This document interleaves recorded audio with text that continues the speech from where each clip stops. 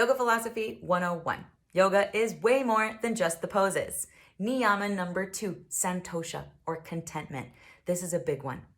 Being okay with what is. Being content. Not to be mistaken with being happy.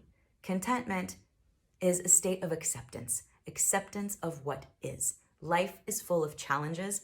That is a fact. But suffering is a choice. And what yoga philosophy invites us to do is to practice gratitude. And in practicing gratitude for what we have moment to moment, we can make the challenges a little bit easier to stomach and a bit easier to live with. The physical yoga practice puts us in uncomfortable positions physically and asks us to be okay and to breathe in those situations, setting us up to practice Santosha in the rest of our lives. So where in your life are you kicking and screaming, resisting change, resisting what is? And where could you practice gratitude for what you do have and give way for Santosha to exist? Thanks for watching. If you liked this video, tap the subscribe button and follow us on social media at Yogi Flight School for more yoga content. Want to learn to fly like a yoga ninja in record time?